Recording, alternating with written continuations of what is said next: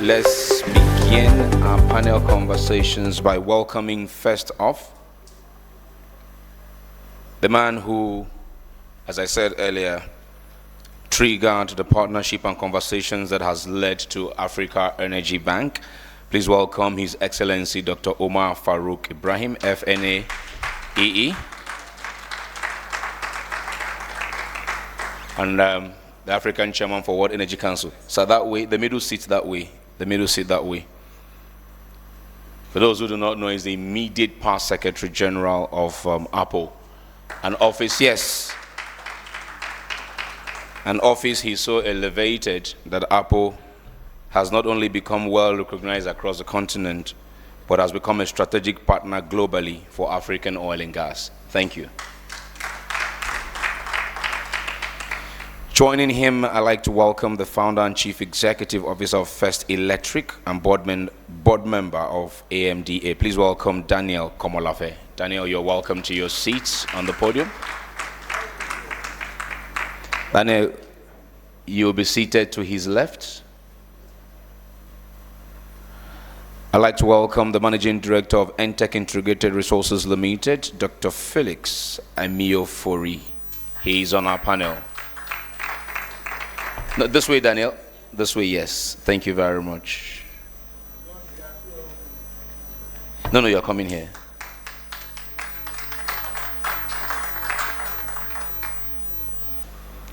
All right. Completing the list is from GTech, Autonomous Data and Intelligence Control Systems. Please welcome Dr. Joshua Gogo. Dr. Gogo, you're welcome. The middle seat right there. Yes, that one, yes. She, when some communities shout up NEPA, is her company's name they mention. But most importantly, she is our immediate past president of NAEE. Please welcome Professor Yinka Omorogwe, SAN, FNAEE. She's our moderator. Okay, thank you.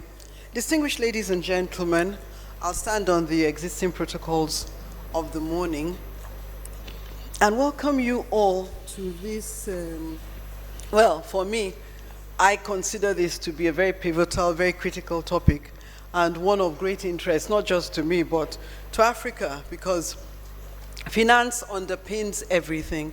So today we're talking about financing African energy, policy, technology, and innovation. This topic came to my mind when I started teaching a course on African energy law to top-level executives in Ethiopia, in one of the Ethiopian regional, one of the Ethiopian regulatory bodies. I am teaching African law and policy online. And in the course of that, you know, you have to keep current and you have to know what's happening. And in my case, Ethiopia is non-oil. So it wasn't one that had been my focus. So in the course of doing that, you know, you now think in terms of transnational issues, you think in terms of African economic integration, which is very dear to my heart. You think in terms of the different associations that bind us together. And then of course you think in terms of how you can finance what is most important to you, what is critically important, and energy is critically important, but we don't realize it, and that is why I keep on sounding like a broken record in this area. And in the course of doing this work, I came across, first, I think the Ethiopians are remarkable people, old culture, fantastic in many ways. I came across GERD, G-E-R-D, and if you see the little synopsis to this particular session, you'll see I mentioned it. The Grand Ethiopian Renaissance Dam. I looked at it, I looked at its history, and I saw that this particular dam was one that the Ethiopians wanted and knew was vital to their survival. But there were so many issues there, competing water claims. I won't go into the different issues. And the West was incredibly reluctant. In fact, had refused flat to finance it. So what did the Ethiopians do? They went and they financed it themselves. $5 billion was financed 100% by Ethiopian money. There's some other money somewhere, Chinese, but that is more distribution network. They did $5 billion by themselves, and that set me really thinking. And of course, the background of this is our keynote speaker, who I'm going to mention soon, who had come to realize very much that at the end of the day, what Africa needs is going to be financed by Africa money, Africa strategy, Africa activity. And he had started to really say this when he was Secretary General of Apple. He was very clear in these different areas, and we are honored that he had come to talk to us before. So we have these two as examples, but these are just the starting point. The truth is that financing African energy is going to be something that is driven by Africa. So what are we going to do? How are we going to go about it? And that is what we're talking about for a few minutes. And I have a really stellar group of people that are going to discuss this. So first of all, I have the gentleman I have mentioned already, His Excellency Omar Farouk, who is the former Secretary General of the African Petroleum Producers Organization. But you know, fish has no hiding place, so he was not able to just go and rest like that at all. So he's also the regional chair for Africa of the World Energy Council, which is the world's oldest independent non-governmental organization, established in 1923, headquartered in London. He's had this since 2022, so he has continued doing that. He's worked in different areas. He has worked with 4 successive ministers for petroleum resources for the Federal Republic of Nigeria. He's represented Nigeria at different fora. He was Nigeria's governor to OPEC 2015 to 2020. And at a time, in the early days, between 2010 and 2014, he was general manager and group general manager in NNPC. But as well, and Dr. Farouk, I didn't see it here when you sent it, but you were the head of the PR. Okay, you were there, head of the PR at OPEC, the executive editor of the OPEC Energy Review, because that is where I met him. We didn't meet virtually in those days. That's where I first met him on paper when reading, before I was honored to meet him. So you're really welcome to be here. Thank you very much. Next to him, we have Daniel Komolafe here. Daniel Komolafe is a board member of the African Mini-Grid Developers Association. He is also the CEO and founder of First Electric, which is a major mini-grid solar energy operator in Nigeria. And he has had a lot of experience in this area. He has had a varied experience, and he also has his own word on financing. At the end of the day, you see, we have a heavily hydrocarbon person and a heavily renewable person, but money is at the root of all things. And if you don't say what you want to spend money on, the person who has the money will dictate it to you. So please let us welcome him. Thank you. And then, of course, we have Dr. Felix Amiofori, and I hope I got it right, correctly. Thank you. He's our old friend, and if you've been coming here, you will see that he's been with us for a long time. He has a strong academic hat on him as well, but he's solidly in the industry. He's the MD and CEO of MTech Integrated Resources Limited. He has 36 years plus experience in the industry. He's also an adjunct professor for FUPRE, Federal University of Petroleum Resources. And he's also a professor and a member for the Nigeria-Africa Postgraduate Research Committee of Bullsbridge University of the Dominican Republic. So that's interesting. You are teaching transcontinentally, so we're going to hear very much from him. Thank you so much. Please let us welcome him. Thank you. And we have Dr. Joshua Gogo, who is an economist, a political risk analyst, an energy system strategist, and he has a CFA. He's the founder and principal of AFCOT Risk Advisory and Strategic Solutions. and he's also an author and a person who definitely has innovative comments and suggestions in this area. So thank you so much for coming to enrich our program. I would like to start off with His Excellency Dr. Farouk. I would invite you to speak for some minutes. You are our keynote speaker, and then the rest of us will contribute as we are led, or as you are led by my questions. Thank you. Thank you very much, Professor Omorogwe. And I want to thank the organizers of this event for the invitation. I want to believe, and I think you've said it already, I was invited to speak on this topic essentially because I was at Apple, and I want to believe that I also have advised 4 successive ministers of petroleum of Nigeria and OPEC and so on. For these reasons, what I'm going to do is more like the story of the African Energy Bank from the practical way. I want to avoid the theoretical, what people say about challenges of funding Africa, etc. We all know that. How did we go about starting the Africa Energy Bank? Sorry, Doctor, and why did you? Yes. The story is this.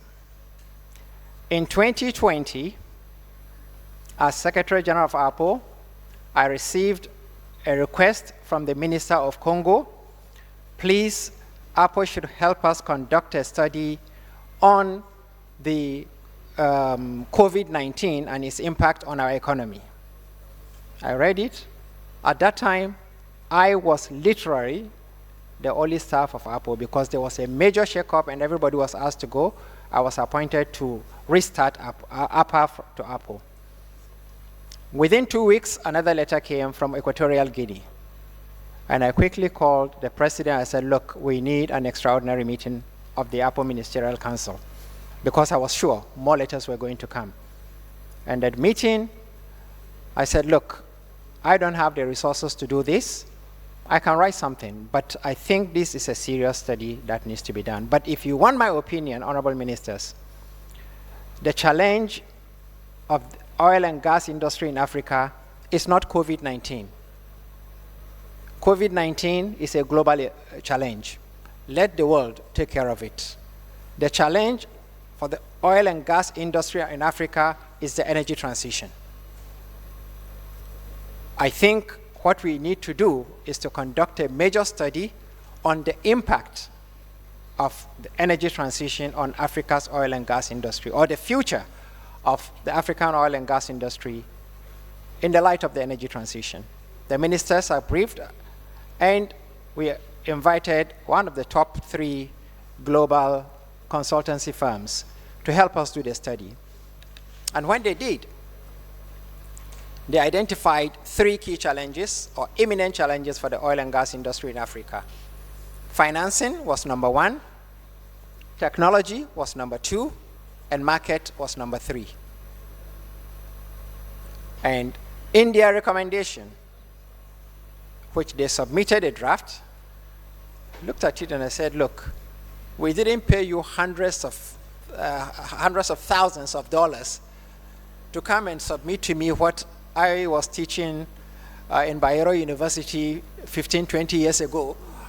I can do that. I want something different. Basically, what they were telling us was, we need the classic. You have to liberalize your economy, give more rooms for people to be able to take their money in and out, tax holidays. And I said, no. We've done this for the last 60 years. It hasn't taken us anywhere. I want some original thinking. If we agree that the energy transition is a product of a paradigm shift in oil and gas sourcing, then when you are giving me a solution, I also want a new paradigm shift. For whatever reason, either because they don't understand, but in my opinion, more because they can't afford to be seen to take that radical step away from the traditional ways these countries have been teaching us to do things. They said they can't write that report. And I said, leave their job. And they did the study, but we did our own recommendation to the Ministerial Council. And our position was that we have to begin to source our funding from Africa. We don't believe that Africa is that poor. And that was the beginning. As Apple, we are not a bank. We don't know how to manage finance. That big anyway. So my team started working with Afro-Exim Bank. They reached a point and I said, look, I need to meet the president of Afro-Exim Bank. Put a call through and we agreed to meet in Cote d'Ivoire. I wanted to know because Afro-Exim Bank was an offshoot of Africa Development Bank. And if you can remember, when Adesina finished his first term, he had a serious challenge getting a second term because the Americans would not want him to do it because he was fighting for the African cause. And I said, if Afro-Exim Bank is like that, then we are not going to partner with them. We had our meeting in Abidjan, and within the first 30 minutes, I told Professor Orama, I don't think this meeting should continue. He said, what do you mean? I said, I'm convinced you mean well for Africa, and I want us to do the partnership. I came out, I picked my phone, I called the president of Apple, the minister of Angola, and I said, I need to come and see you. He said, take the next flight. I came, we sat down, and I said, this is my discussion with Afro-Exim Bank. We need their expertise, we need their support, we need to work together on this. And he said, you have my go ahead, go and continue this discussion. I said, no, Mr. President, you don't have the power to tell me this. You have to invite the Ministerial Council to pass a resolution to empower us to do this. And he said, SG, I said, Excellency, do you believe in this project? I said, yes. Go and do it, leave me with the ministers. And within 2 weeks, he called an extraordinary meeting of the Ministerial Council, and the rest is history. In that meeting, they asked us to sign an MOU at Afro-Exim Bank. And before long, we had gotten to where we are. We've been able to do the establishment agreement, the charter, and more importantly, we've passed that stage. Now today we have an international treaty establishing the Africa Energy Bank. We have a headquarters. On the 2nd of February, Nigeria formally handed over the headquarters to APO and Afro-Exim Bank. At that event, Nigeria had told the world that if APO is not able to raise the balance of about 18% of what we need to start the bank in terms of the equity capital of the bank, Nigeria was going to pay. And I'm pleased to say that as at last week, we have moved from 82% to 91%.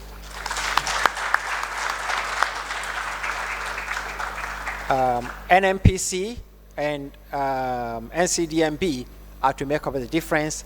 And 2 Fridays ago, NMPC board approved, and it's just a matter of routine. We want to make sure that this bank gets started at the latest within the 3rd quarter of this year. Now, I want to say, looking at policy, technology, and so on, one of the biggest challenges we have on the African continent really is lack of confidence in ourselves, particularly at the leadership level. And give you 2 anecdotes. In the course of raising funds for Africa Energy Bank, we went to a country, and I don't want to mention names. Madam Professor, we went to see the Prime Minister. He was very receptive. When we finished, he said, "Have you seen the Minister of Finance?" I said, "No, Excellency." He got them to call the Minister of Finance, and he said, "The Secretary General of APO and his team are coming. Please receive them." And he arranged, we went to see the minister. The Minister of Petroleum said she wasn't going to go. I didn't know why, but we went. The guy received us. Within 10 minutes, I just closed my file, and I didn't want the conversation to continue. What happened? The first question he asked me is, "SG," I said, "Yes, when did you get into this city?" I said, 3 days ago. "Okay. Have you gone round?" I said, "Yes." "What's your impression?" I said, "I was here 2 years ago, but before then I was here about 15 years ago, and I can see tremendous improvement in terms of infrastructure, etc." Then he said, "Everything you have said about Africa being independent, raising our own money, do you really mean it?" And I said, "Excuse me." He said, "Do you realize that all these developments you mentioned, if not for the French, we wouldn't have gotten them? So stop daydreaming. Africa cannot reach there. We are just..." Like I said, as soon as he said that, I looked at my colleagues, I just folded my laptop. I didn't want the conversation to continue. I allowed him to speak for another 10 minutes. "Any comments?" I said, "No comments." I stood up and I said, "That is it." This sent a terrible message to me, really, about, and there are 2-3 such cases. But at the same time, I also mentioned how Diamantino, on getting to Luanda, because he was convinced, said, "Go ahead, forget the Ministerial Council. I've approved for you to go and do this, and I will make sure the ministers support us." When we came to Nigeria, and despite all that we say about Nigerians, we are very critical of ourselves. But believe me, Nigeria is tops when you go around Africa. Yes. Nigeria was the first country to say that, "Look, we are paying," and Nigeria was the first to pay, and today Nigeria is the highest paying when it comes to the equity of the African Energy Bank.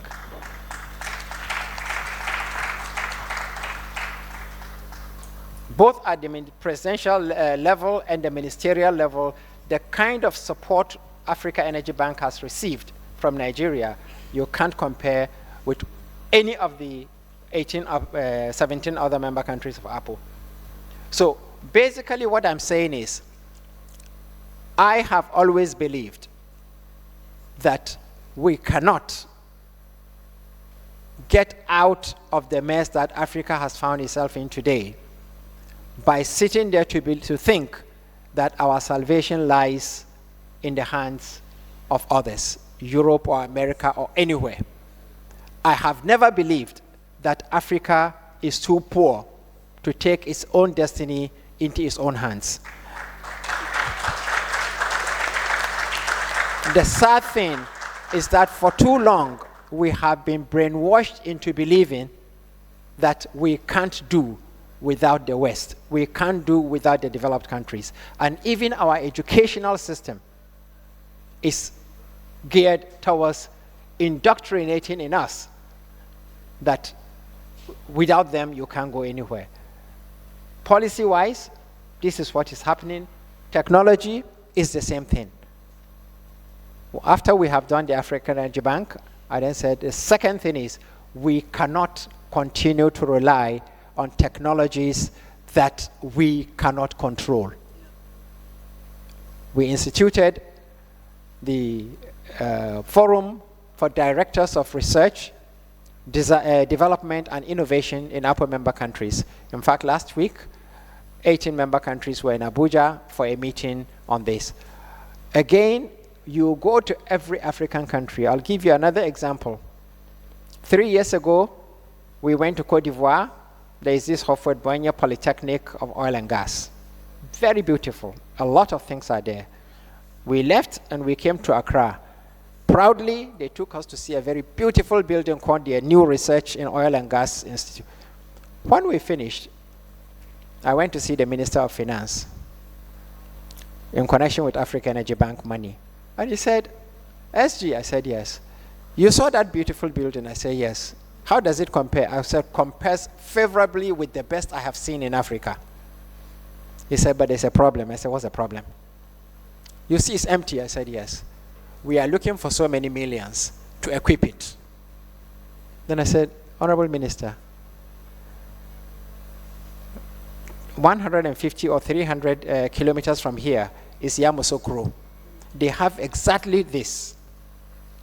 Why do you want to duplicate this? Why don't you take a fraction of what you used to build this building, go to Cote d'Ivoire and tell them that, look, you have this. You take 500 students every year. Give us 200, keep 300. If you want to keep the 500, okay, increase it to 800. Let us be the ones, let's be co-owners. And then what you will have is a center of excellence. But you're pretending that you have a building, they have theirs, and you go around all our member countries. Each of them has research institution in oil and gas.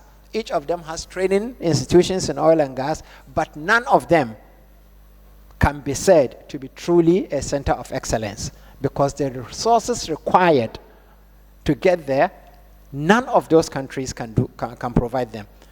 If, on the other hand, you come together and you say every region, we are going to have just one center of excellence, swallow your pride as a sovereign. We will be able to do all of this. The same thing with innovation. The last thing I want to say about innovation is, when we talk about innovation, people talk about innovation in terms of technology, etc.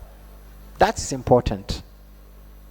But I think what is most important for Africa today in the oil and gas industry is to have innovative thinking. Think critically. Question givens, so that you are able to have original solutions to your challenges and to your problems, not to rely on what you are given in books from countries that have put you where you are today. I think I'll leave this for now. Thank you.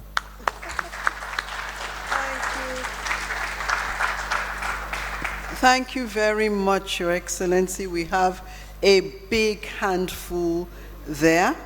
And I think what you touched about innovation is really talking about our mindset. Our mindset comes into everything here. What do we believe? What can we actually do? We need to be people who question everything, irrespective of what your discipline is. There's so much you have said. You've talked about control, but I think one thing you've done is underlie the fact that our future is in our own hands. So you find that Julius Caesar said, the fault lies not in the stars, but in ourselves, that we are underlings. When we get the truth of this fact, I think that that itself will help us. So thank you so much, Your Excellency, for setting the tone. And now I'm going to come to Daniel, who's going to talk about financing at a lower level, but still within the context of Africa, because you see, when you look at development, African development as a whole, you have to look at everybody from that person in the village. And what one will find is, because of the state of our energy, the state of our downstream, the state of our electricity, half the country has no electricity. And we look at India galloping ahead, we look at China galloping ahead, and we find that, oh, there are all these places, and hydrocarbons are not the ones that are going to lift them out of poverty at this early stage. There has to be financing for these people as well. I believe very much that there will be a merger, and I believe strongly in an energy mix. That is the only way, unless we're about to kill ourselves and take Western policies over and above us. So in alignment with that, Daniel is going to give his perspective from your industry. So tell us a little bit. I don't think people know what what AMDA is and what AMDA is trying to do, and what your perspective is about financing, because right now in the mini-grid space, financing is all about what the West wants. Absolutely. Thank you. Thank you so much, Prof. It's an opportunity to be here. Very excited about that. And thank you, His Excellency, for your remarks. You will see that we're quite aligned, even if we're coming from various industries, the renewable energy industry, the hydrocarbon. Once I share my remarks, you'll see that we converge quite nicely. So, distinguished guests and respected colleagues, just let me take 5 minutes just to go through this speech. It's truly an honor to be here today to talk about a very important topic: financing African energy, policy, technology, and innovation. So today I stand in two capacities: one as the First Electric MD and CEO, an energy company on a mission to make sustainable energy accessible in the underserved communities around Nigeria, and also a board member of AMDA, African Mini-Grid Development Association, an alliance of mini-grid developers and partners. AMDA works to make mini-grid market investable, scalable, and central to achieving universal energy access. It advances the policies of regulatory financing conditions required to make a sustainable market growth in the rural electrification communities. Today, AMDA has 67 members operating in 30 African countries. So let me start with a simple truth. Africa does not have an energy problem. Africa has a financing and execution problem. We have an abundant solar and natural gas resources. We have a young, dynamic population. We have access to proven technologies, whether homegrown or imported. Yet, still more than 600 million Africans don't have access to electricity. The issue is not what to build, it is how to finance and deploy infrastructure at scale effectively. First, I'll talk about First Electric very quickly. First Electric, we work directly in unserved communities, in places where the national grid is absent or very unreliable, diesel is expensive and unsustainable, and economic activities are constrained by lack of power. But what we have seen over the last few years is very powerful. When energy arrives, businesses grow, incomes increase, and communities stabilize. Energy is not just infrastructure. Energy is economic transformation. However, delivering that transformation requires a new way of thinking about finance. Traditional financing models are not designed for African energy realities. Most capital available is short-term in nature, usually foreign currency denominated, and demands high collateral and guarantees. But energy access projects, like the ones we do, are long-term infrastructure plays, generate local currency revenues, and serve low-income but high-potential markets. And this mismatch is at the core of the challenge.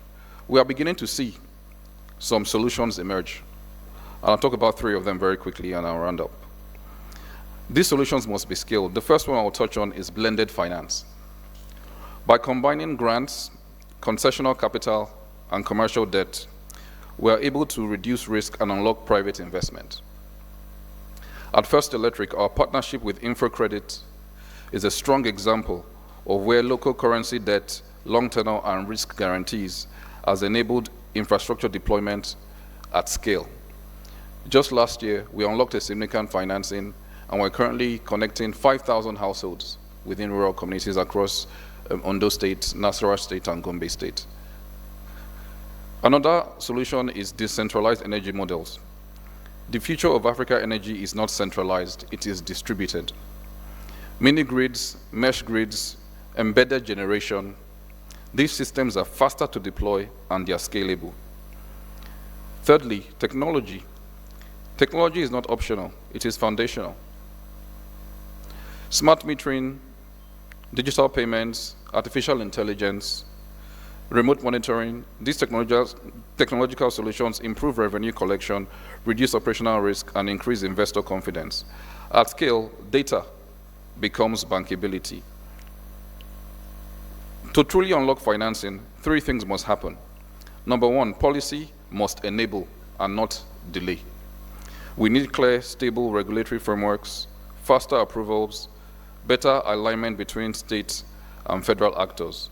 Investors truly need predictability to give them confidence. Number 2, local currency financing must scale. We cannot build Africa energy systems on a dollar-denominated risk. We need our local pension funds, local banks, development finance institutions to play a bigger role. And finally, aggregation for scale. Most times, single projects are too small and can be perceived as higher risk. We must bundle projects, standardize models, and create investable portfolios.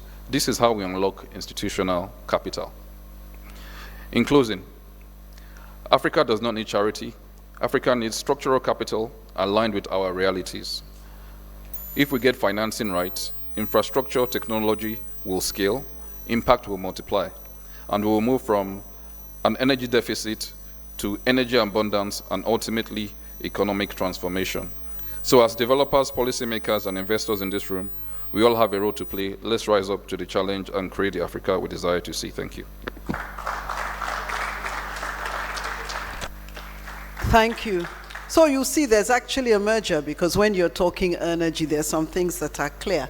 You've got to have enabling policies. And I think if we're talking about infrastructure, for example, we have to have a gas framework, for example, that works. We have to have a situation whereby we don't have stranded gas assets, or a situation whereby we have certain industries that are gasping for gas, let us say, or certain industries like the mainstream electricity that is gasping for money. So there are a lot of things we have to look at. So thank you very much for your perspective, the mini-grid perspective. You also touched on technology, and I think we have to think about that, because His Excellency talked about technology, the fact that we have to own it. Right now in the mini-grid space, it's becoming very clear that we do have to, because even the technology that controls the smart meters, it's Western held, and there are issues, deep issues, as regards that right now. So our app developers who are brilliant need to come to our rescue. So thank you once more. Engineer Felix, you are a practitioner. You're right there raising money as well. Raising money in the hydrocarbons, I believe, as well. And we'd love to hear your perspective as somebody right inside.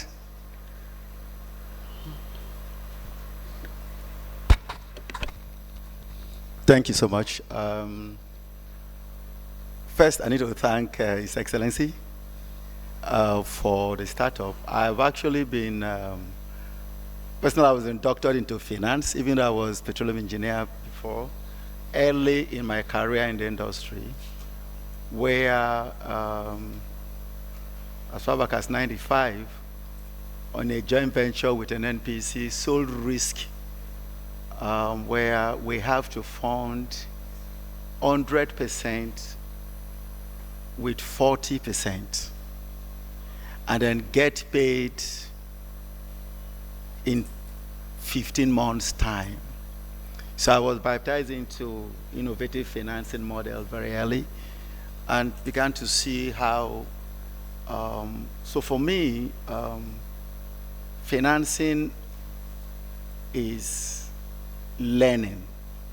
And because right now I'm in the finance space, I realize that there is, Africa actually do not have financial knowledge. If you just Google and see, and I wonder why it is so. If you look at you are talking about banks. Our banks are low capitalized. They cannot fund. If you look at capital market, globally, if you look at private equity market, globally, if you look at pension, globally, look at the major funding environment. Africa is at 1%, at 2%. And so the question is, why is it so? Do we really know what all those mean? So my experience is that you need to have the knowledge of what finance is. I'm happy with what you said, aggregation. In renewable financing, where Africa is, you know, if you want to have fund communities, they will not be bankable. And so what I found out is that the challenge we have is bankability.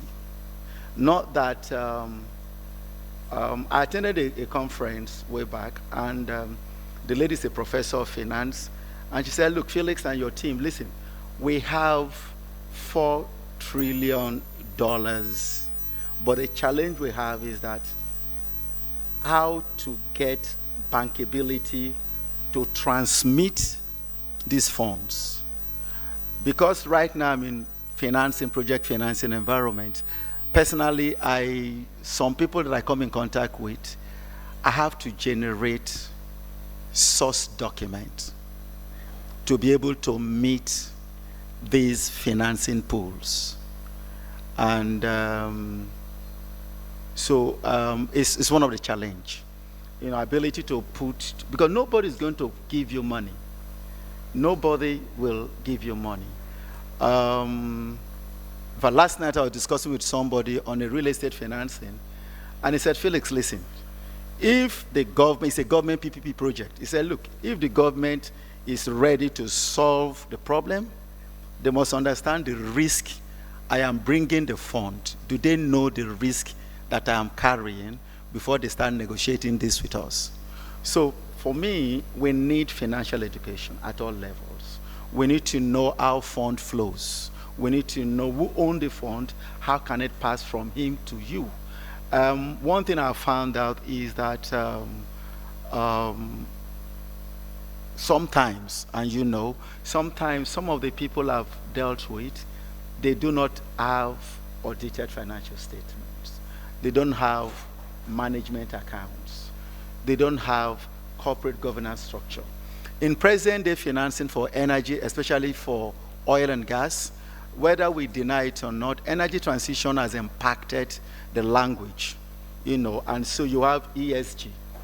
The ESG is a major, I had a work with a group in Angola, and the funding party sent to us about almost 10-page document to profile the ESG of the company in Angola. And by the time you go through that, I asked myself, wow. By the time you go through 10-page questionnaire of every aspect of the industry and every aspect of the company and every aspect of the country to just fulfill an ESG requirement for funding, then I asked, are we really ready to attract those funds? So that is one area that I'm concerned with. Now for Africa, I've always viewed Africa in the lens of as a country. I had, you've forgotten, Madam, as a country, not as a continent. Why do you say Africa is now, a country? I'll tell you why. I actively fight people. Yeah, I who know, say I know, that, I know. especially why. whites. Yeah, I know why. Not Yeah. white. This is Yeah. purely, this is purely for development reasons. The thing is this: whether you like it or not, Africa is being seen as an entity, but we are being lied to that we are 54 countries. We are one people. I've had the opportunity of traveling to a few African countries, and I've seen their women, and I've seen their boys, and I've seen their wives, and I've seen their wealth, and I've seen their houses, and I've seen the way they reason. These are not Nigerians, but these are Africans, and we are exactly the same people. Now, when you look at the way we are being seen outside, Africa must become one. Now, I'm going to talk about the Agenda 2063. The 2063 agenda started 2013 to 2050, something for us to have 2063, 50 years. If you look at it, there is a program of unifying Africa. The African Energy Bank is part of the thinking. A lot of other things are part of thinking, a finance system. Whether we like it or not, today, DRC, Congo, today, Nigeria, people are going inside for our lithium. Ghana is trying to talk about starting a gold refinery. Africa, up till this morning, you know, madam, is still a raw material exporting country. a raw material, and everybody, US is coming, China is coming, Russia is coming, everybody is coming because we cannot agree to process our energy sources and sell it out as a product instead of, and that's why Dangote refinery is a shift in all our thinking. So for me, when I said I see Africa as a country, is this: I have three countries that are in my mind. I have India, because I did a work on the 1 billion nation. So I have Africa, I have China, and I have India. So every time I monitor these three. Today, India was almost at 5 trillion GDP, and it just fell to 3.9. I monitor this almost every time. China is 21 trillion. Africa today, if you Google, our population is 1.57. We are now number 1, India number 2, China number 3. I monitor how GDP grows. China, I monitor their power systems, how they build the electricity. I monitor India, how they do that. I said, okay, fine. If Africa is 1 billion, China is 1 billion, India is 1 billion, why can't we utilize our 1 billion? We are the youngest people on earth, 19. Our median age is 19 years. So those are the things that my concept is this. Why are we lying to ourselves? We cannot rely on these people. Today, we are into energy transition, renewable energy. Most of the resources, we have it. But what are we going to do? We're going to sell lithium as it is. We're going to sell everything to them, export it, then buy what? Solar panel, buy what? Battery, buy what? Cables, buy what? iPhone. People are happy. I've got iPhone. I had iPhone. I gave it out. I don't want to use iPhone anymore. So many things I don't want to use it because I think we can do it. I think we can do it. So my concept is this. Africa needs to come to the table as African. I like what His Excellency said. Why would you replicate if you can aggregate? Thank you. Thank you very much. It's not Africa as a country. It is Africa economic integration, the integration of Africa, so that we will be like the EU. And that is what Agenda 2063 is talking about, a plan of action. When you call us a country, you belittle us like the West does, and call us the same. Okay, it's an integration. Every white is not the same. I know, like every black is not the same. No, Prof, so Prof, I agree with you. It's just no that. problem. No, Prof, you know, as someone also who is now into academic, I just need to have some stylized facts to be able to do my analysis. Africa is a continent. It is, but these are all models you have to conjure to be able to compare apple for apple. No, Dr. Felix, what I'll do is give you a lot of stuff on African economic integration and African integration, and then you will see that that's actually what you're talking about. I know. Sure. So it is terminology from international it's my language. law. No, don't worry, I understand it. Some people will eat you up for that. Please let me not go. Thank you. So, Dr. Gogo, I know you have some very innovative ideas to share in this area because, I mean, from what I've seen. So I would just let you go on and tell us what is your perspective. It's very clear that Africa must care for Africa. Yeah. We have to think in terms of the whole. So we have an energy market. African integration has a lot. There's an energy market planned, so much planned. Mm-hmm. But let me hear you. And you have been in the West for a long time, so it would be great to know what your thinking is like. Well, let me just say a bit about my background so you know where I'm coming from. Some people, depending on when they know me, they say I'm an engineering technology person with an economic side to me. And some people say I'm an economist with a technology and engineering background. It depends on when you know me. But I started off as an engineer in the oil industry, and then I became a computer scientist.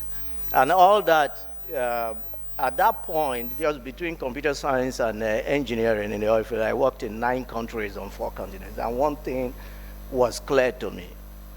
The industry is the same, but the experience of the industry is different across the countries.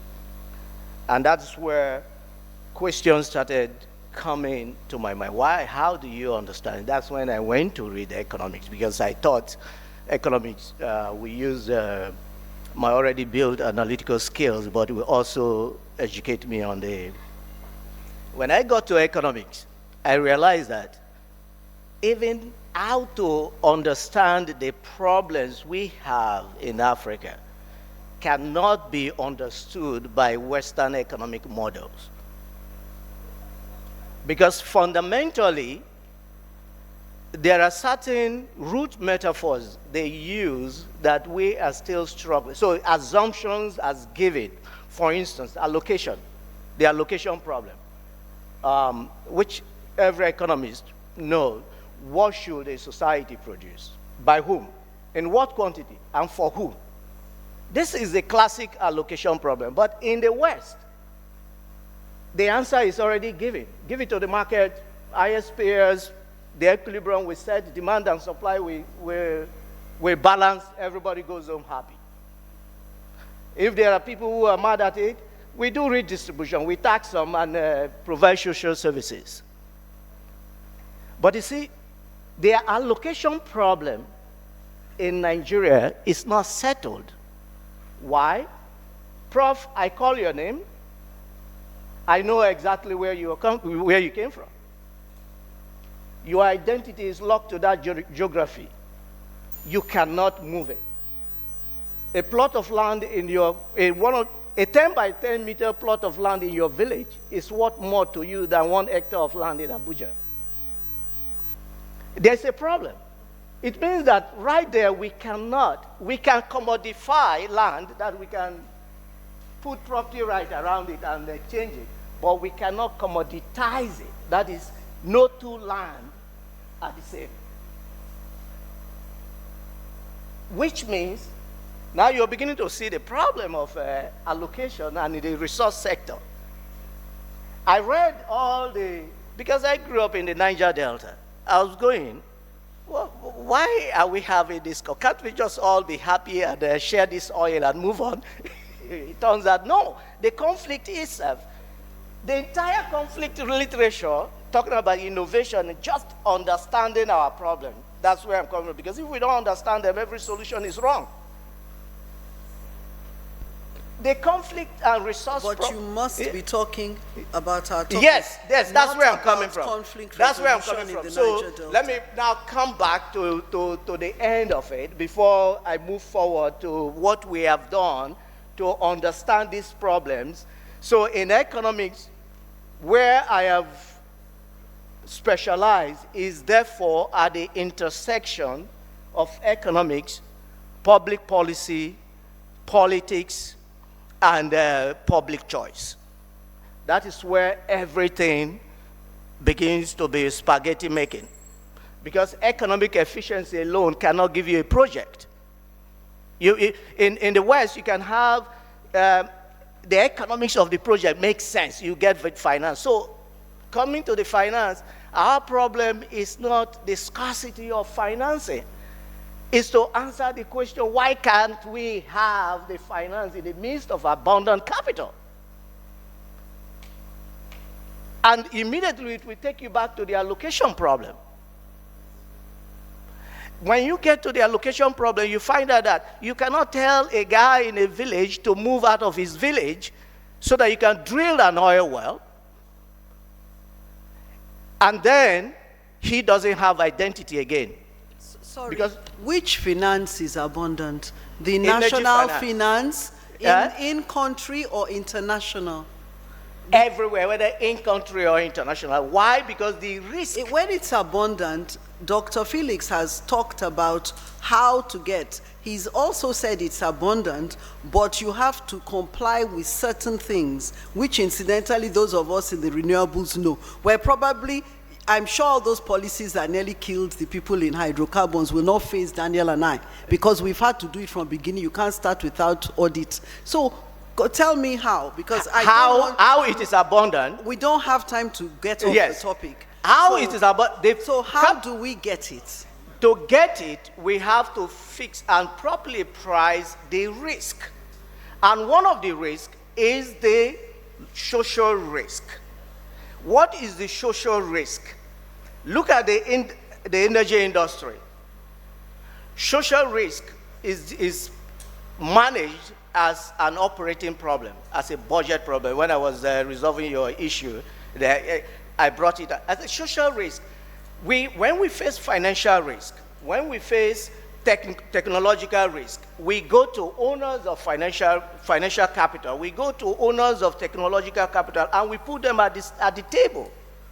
But when we come to the social risk that are the residuals of the allocation problems, we say that it is a budget, an operation problem. So you cannot find social risk being managed at the top of the table, at the director's level. But when you go to the financing part, and you say you want money to build a project, you encounter, they say, okay, you mentioned the villagers. The villagers own the social capital. They have to be part of that system. Now, at the policy level, we have to look at what mobility means. How do we make who pays for the cost of producing that national public good? Who pays for it? How do we provide sufficient economic, social, and even physical mobility to enable the person to bring forth that capital? And that person could be a community, it could be anybody, but it's a fundamental allocation problem. To bring that capital so that the project can be stable, can be, in the life of the investment, it can be credible, it can be stable. Because without that, you don't have stability. If you don't have stability, investors will not bring in money. I am sorry, I will, I mean, thank you, I get you to an extent, but I don't want to go out of the finance, because as you're talking, since I work in the renewable space, and I arguably work in one of the most dangerous communities in Nigeria, I work in Ijo land. I know that what the people do is push you forward as the company to deal with many of these risks. I know as well that the people treat you differently if you are hydrocarbon than if you are not hydrocarbon. There are many of these issues. So maybe some of what you're saying might come in, but from our perspective, we're talking about how do we get in money. We're talking about trillions, and we're talking about trillions into energy. So maybe I'll come back to you when we're talking about for questions and different areas there. But on the social capital, it's deviating us, because in socials, we can talk, and in fact, Daniel and myself will probably dominate with good stories. But how do we get it? What type of money? It's actually detailed discussions in this area, but there is a lot happening. So if you don't mind, let us have questions, because we don't have much time. We will come back, but we will come back, and then you can talk about financing. How do we get it? It's a simple, zoned, focused problem. So we'll come back, please, if you don't mind. Thank you. Please, let me come back, because I will not, Richmond is going to be on me very soon. Thank you so much. Thank you very, very much. Thank you. So we would want comments from the people, but I would like to hear, I think Dr. Farouk has some comments to make, and then I'm going to get one or two questions from the people, so that in a few minutes we can have audience participation. I just want to say that I couldn't agree more with what Felix said about the fact that we need a lot of financial education. Yeah. He did say that, and he gave example about bankable projects, how we get funding in the traditional way. While I agree that we need a lot of financial education, I think I'm not sure that the kind of education that you think we need is what I think we need. Because what you're saying, and this is what I hear most people say, whether they are academics or they are journalists or they are industry players, we seem to focus on looking for funds for the oil and gas industry, or any industry for that matter, going through the conventional way of getting funds. creates a lot more attractive environment, less taxes, allow investors to be able to bring in their money and take out all the profits and everything they like, tax holidays. Nobody asks, are these the only ways of raising funds? If, for example, Sukuk can raise funds to do billions of naira roads, why can't Sukuk be used to do a refinery?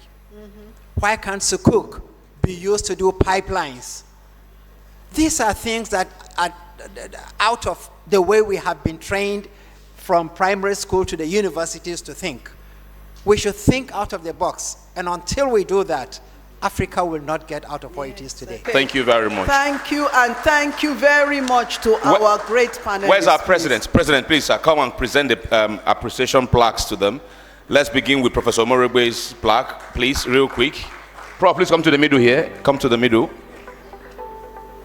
Prof's plaque will be followed by Dr. Omar's. Dr. Omar's will be followed by Daniel's. Daniel's by Dr. Amio Fori, and then Dr. Gogo. This is for Professor Omoregbe.